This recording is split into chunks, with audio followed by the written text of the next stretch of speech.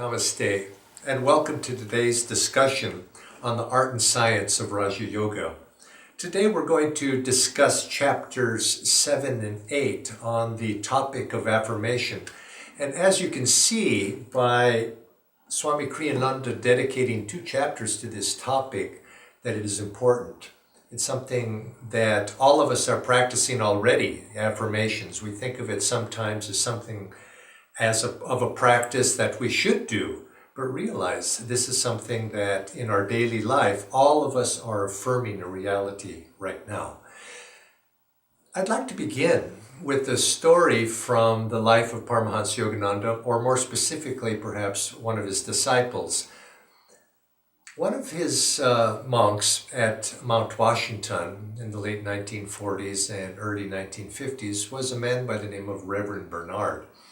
And Reverend Bernard, in his duties as part of the ashram, would often drive into the city of Los Angeles to do this errand or that errand. And from time to time, he had this propensity to enter into an accident. His car would be backed into, somebody trying to park would back into the car. Another time, somebody ran a red light and crashed into the car. And after these accidents, he would report them to Paramahansa Yogananda, his guru, and his guru would say, "You should be more careful." Well, Reverend Bernard would say, "But sir, it wasn't my fault. I was inadvertent. I wasn't even in the car. I was parked, or somebody ran into me." And Master would simply say, "You should be more careful." And Reverend Bernard, hearing this, thought, well, he's unreasonable. He doesn't understand. Or in some way like that, he wouldn't accept the advice quickly.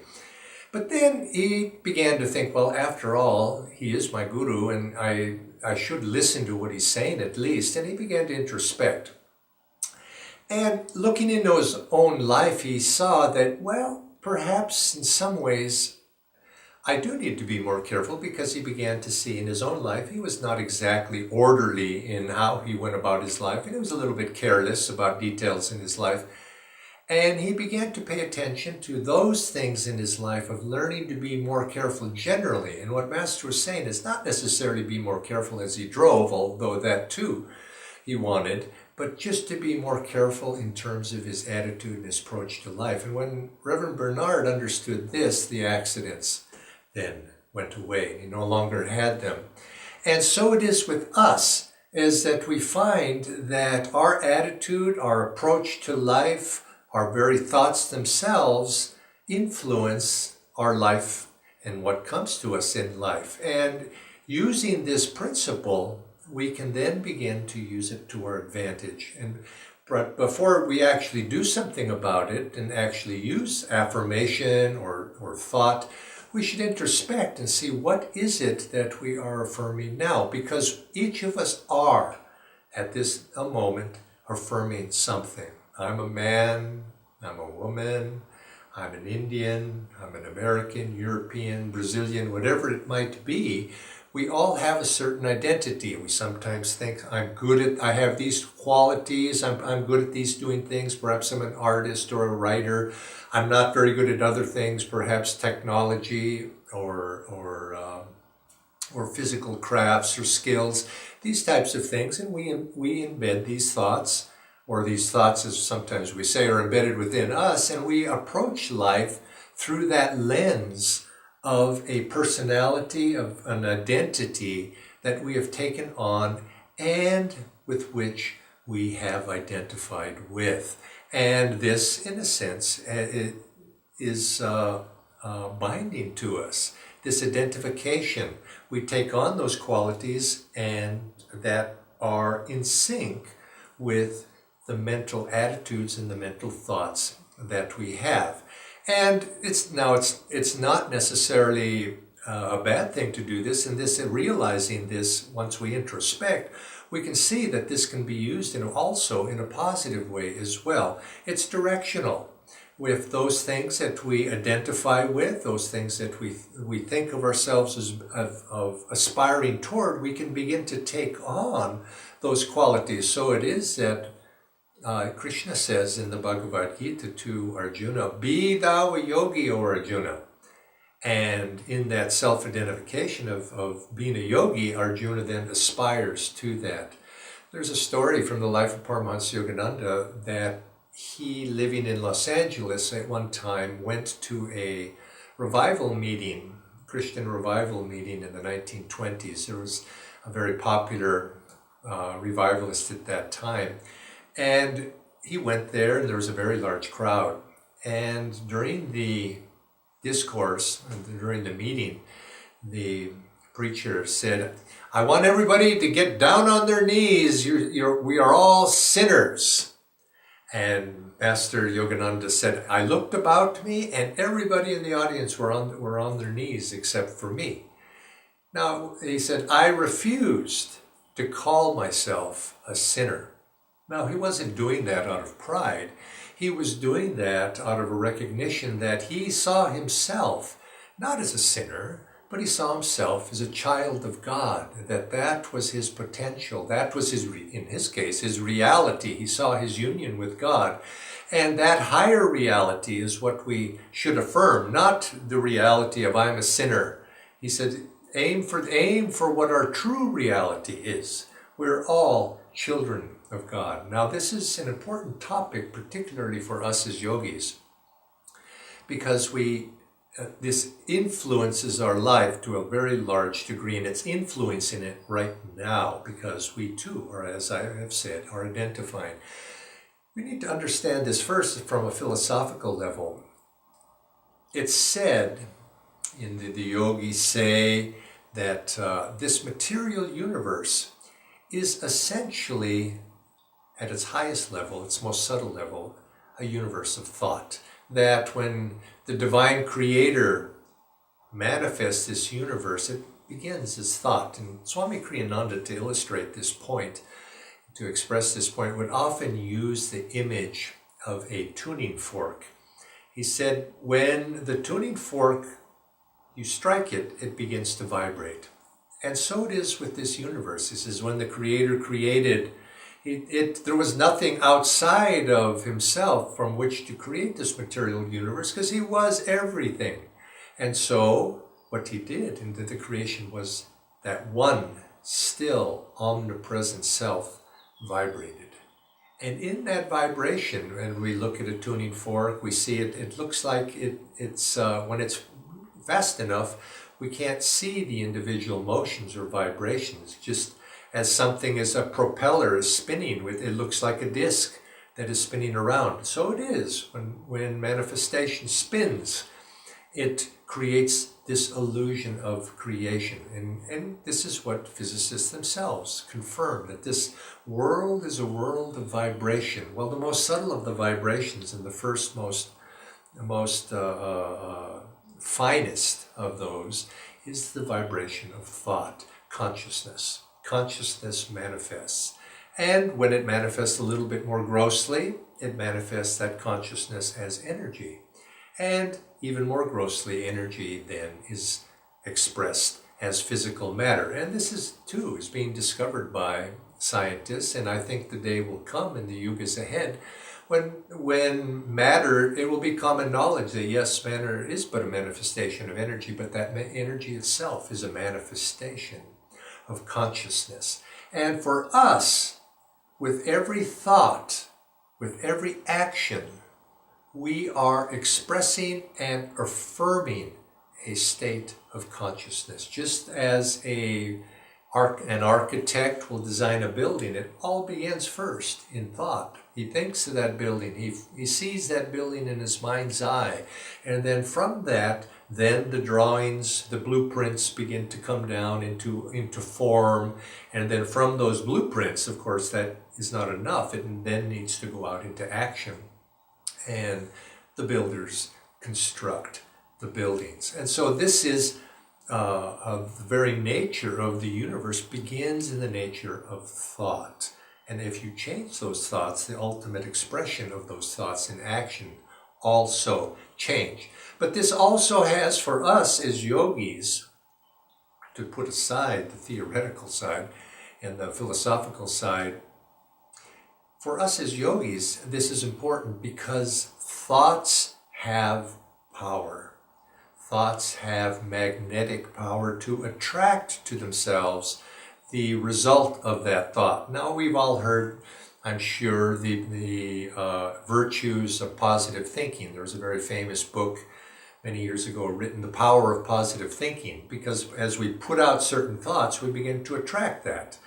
And of course, some people don't believe this to be true. They think if I think there's going to be a parking space for me, then the parking space will manifest, and they make fun of that in a joking way.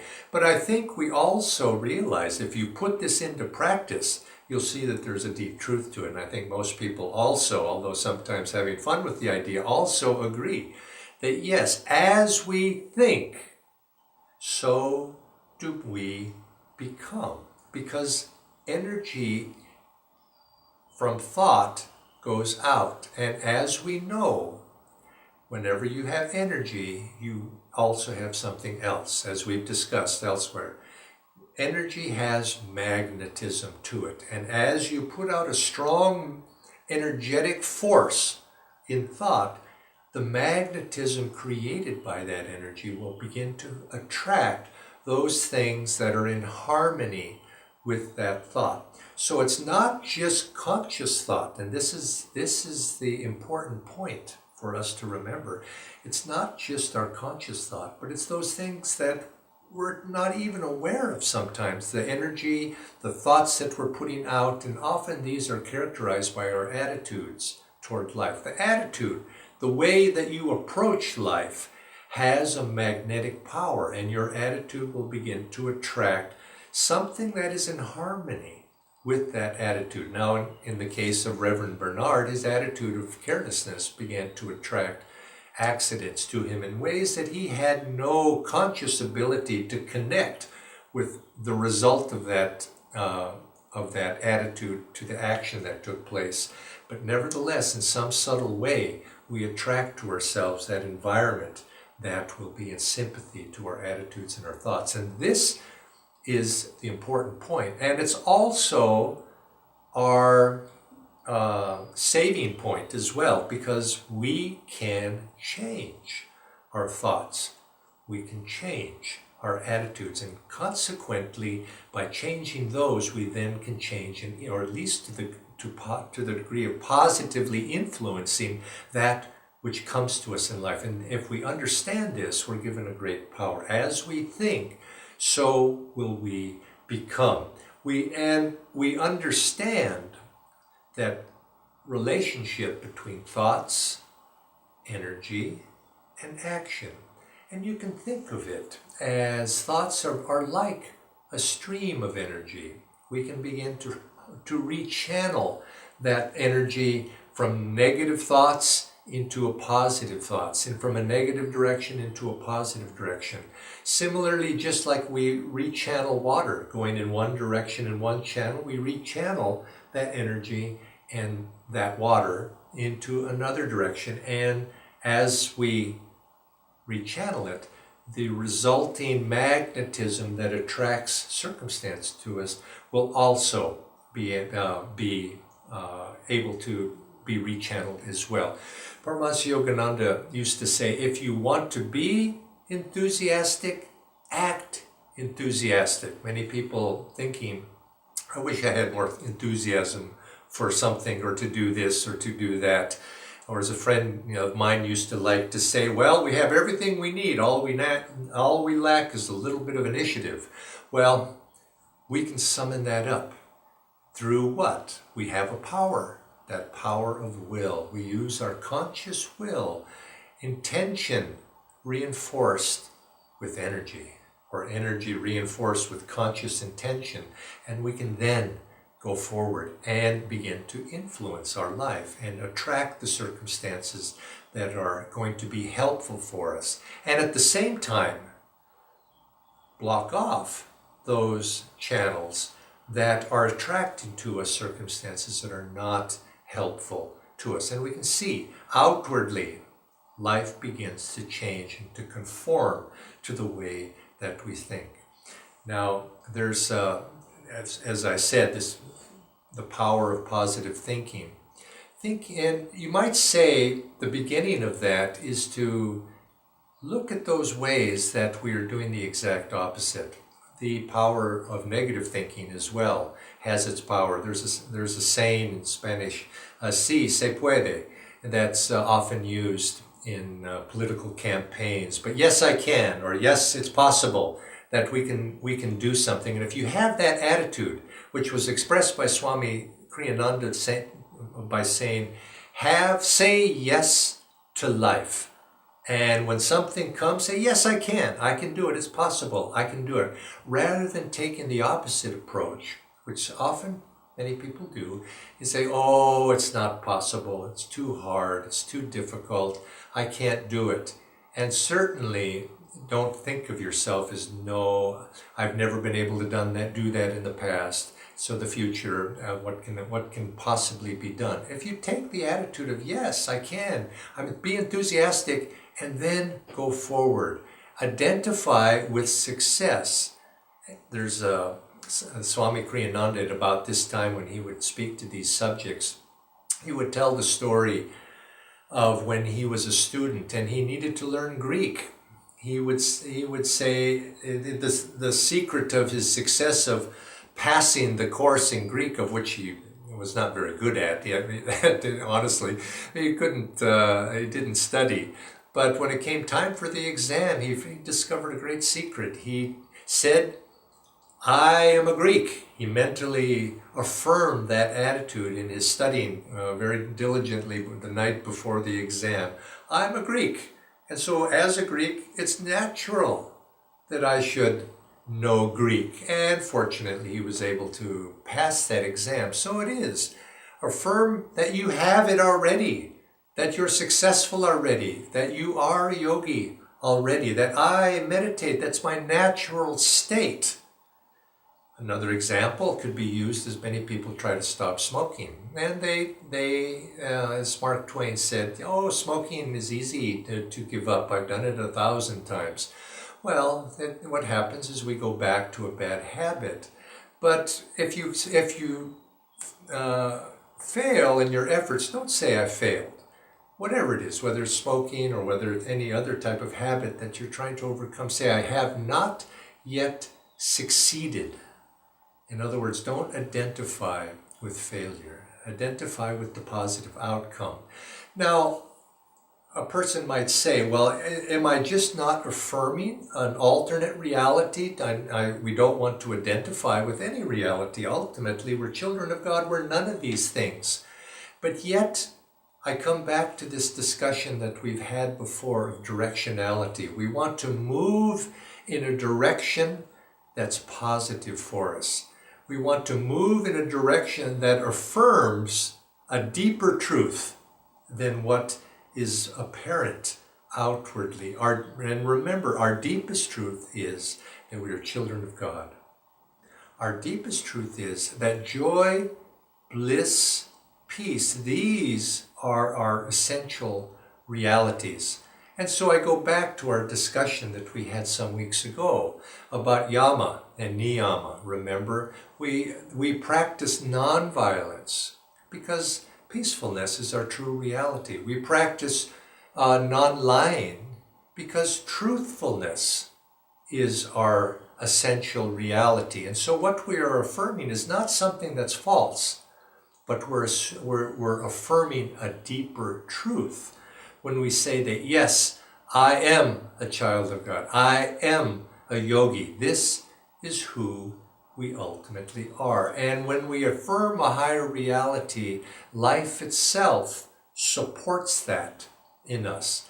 Now, the most common use of this way, of course, is to change our circumstances, but particularly applying that to our daily habits. So many of us, I mentioned smoking or whatever it might be, we have habits and we take on these things in life and we want to change them. And we want to change whatever negative tendency that we might have within ourselves.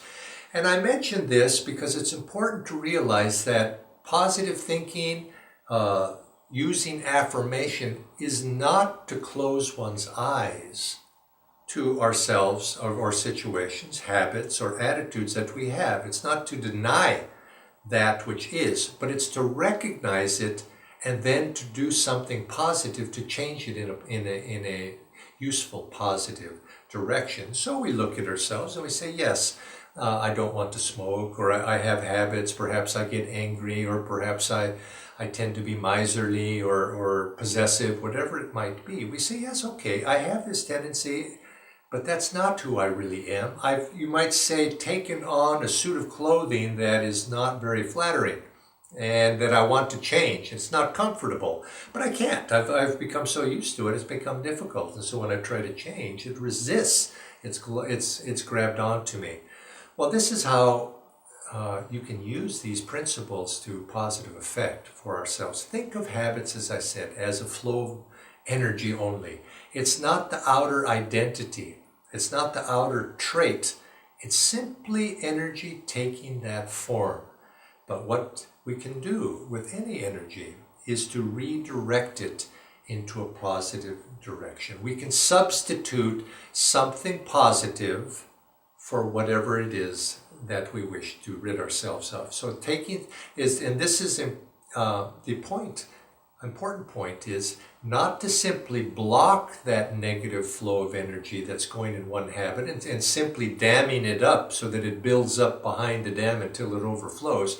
No, taking it and redirecting it in a positive direction.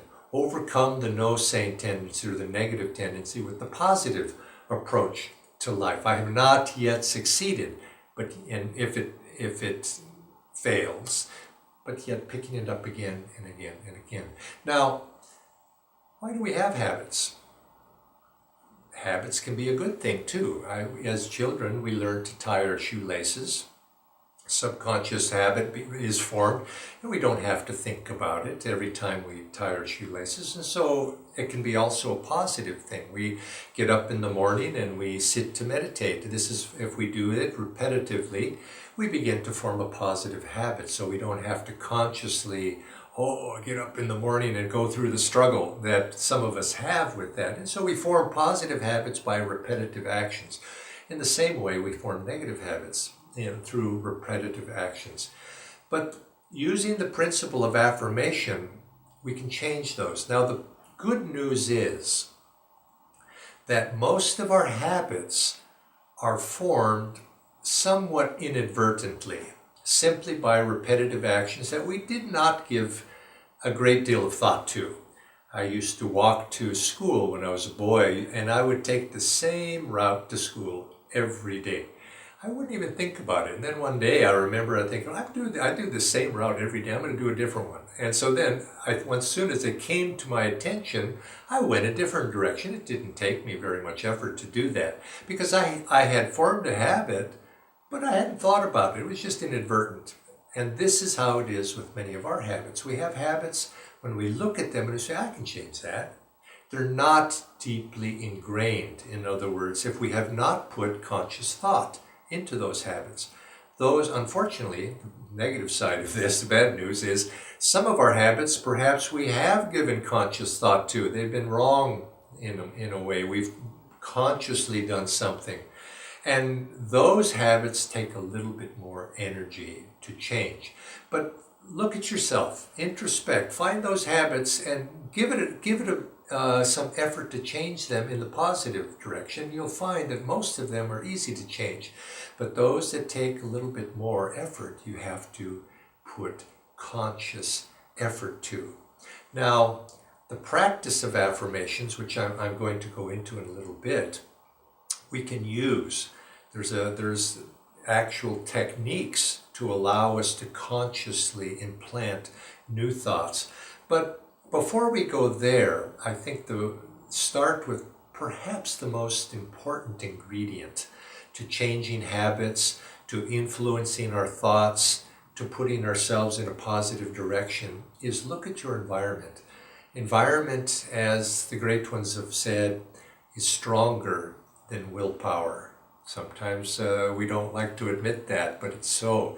Look at your environment, and in what ways are your environments influencing the way you behave? And you may say, "Oh, I'm above it all. It doesn't affect me at all." No, it does. You'll find that in a certain environment, you'll begin to think a certain way. You put yourself in a certain association with certain people, and you begin to take on those qualities that they share. It's very subtle, but exposure creates the habit also and reinforces that habit within you. Ramakrishna Paramahansa had a saying that he would use with his disciples: if you peel onions, your hands will begin to smell like onions. It's inevitable. And so look at your environment and put yourself in an environment that will support your ideals, that will certainly change whatever habits that you have, and you'll begin to take on a new habit just simply by osmosis in taking it on externally. Now, that habit may not embed itself very deeply within you unless you also give conscious attention to them as well. They can be very casual. Put yourself in another environment and your habit goes back to the old pattern. But if we put ourselves in an environment positively, maintain that for some period of time, and also consciously be aware of that, we find that we can change quite easily. Paramahansa Yogananda said, just in general, to be aware of our habits is don't allow yourself to fall into any habits, you might say, just unconsciously. Try to, I guess, perhaps exceptions of positive things you could make an exception for, but in the highest sense, he said, don't identify. Don't allow yourself to become attracted, you might say, and attached to any particular direction. And he would test himself just to demonstrate, and advised us to test ourselves. If you find yourself doing something repetitively, just to test yourself, do it a little bit differently next time and be creative with it and see if you're bound to it or not. And then you'll find that in time that you become master of yourself, master of your body, master of your mind, and you can choose your directions in life. Now, there's a practice that Paramahansa Yogananda taught that we should use for helping us to affirm habits and good habits, attitudes. And this is the actual practice of affirmation. And affirmations must be these thoughts, a positive thought, repeated to ourselves over and over again, embeds itself and takes on a power that will be able to actually change our consciousness. But we must change it more than strictly in the outer conscious world in which we're acting. We also have to embed it deeply enough so it begins to change our actual subconscious patterns.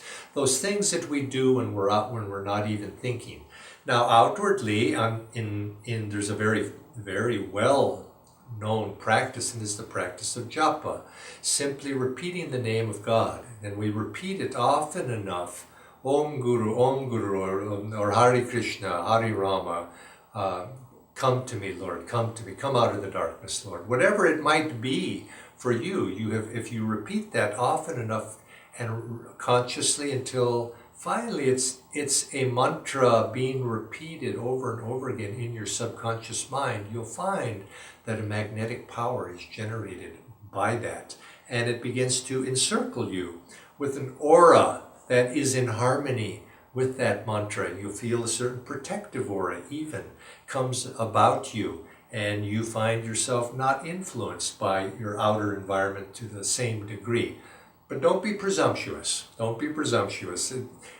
You have to watch your environment to protect it, especially in the beginning stages of your spiritual journey. But we can practice affirmation. Take an affirmation, for example. I'd like for us to practice this and use this. And you embed it very deeply and into the subconscious mind, into the conscious mind, but also practicing and repeating this affirmation until you receive a divine response. Paramahansa Yogananda wrote many chants, and to me, putting affirmations to music, thoughts to music, and he would repeat these and sing these chants to God over and over and over again until he went into a state of divine bliss, into samadhi state. He'd take these chants and go into samadhi, and in this way he's said to have spiritualized these chants, so that even now, decades later, the repetition of these chants, we feel that vibration. So it is with us. We repeat an affirmation, we repeat a thought, we pray we go beyond words, a silent yearning of this affirmation until we too feel a divine response of joy in the repetition of these thoughts. And when we do that, then we find that we can embed this thought in the superconscious mind. So on all levels, superconscious, conscious, subconscious, we repeat this chant or this affirmation until it becomes a part of us. And we find that when we do it to that degree, a great power, a great magnetism is generated to attract to us circumstances, attitudes, events that are in harmony with that thought that we're putting out. So I'd like to begin. Let's practice one affirmation that I've chosen from Swami Kriyananda's affirmation and prayer book. So the first is we repeat the affirmation loudly in order to gain the attention of the conscious mind. And this one I'm going to use is, I vow from today onwards to be happy under every circumstance. Repeat that after me. I vow from today onwards to be happy under every circumstance. I vow from today onwards to be happy under every circumstance. Say that with force and energy.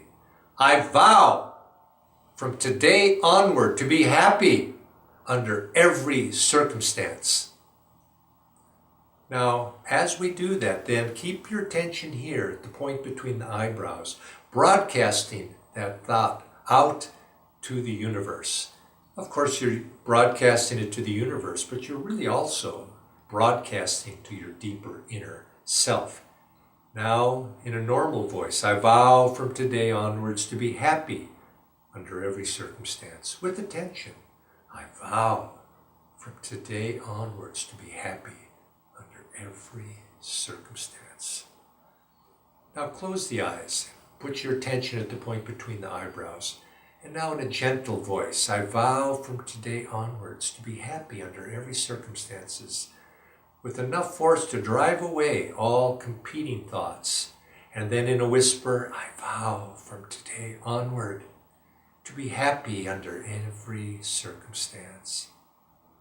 And then taking it deeper into the subconscious and the superconscious mind, putting the attention at the point between the eyebrows, mentally affirm, I vow from today onward to be happy under every circumstance.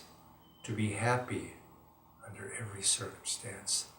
And then open your eyes, and then when you go out into your daily activity, out into the world, into your business activities, when you're meeting with other people, let that thought, I vow to be happy under every circumstance. When life swings its bricks or throws its bricks and sticks at you, I vow to be happy today onwards, to be happy under every circumstance. And let that be your mantra.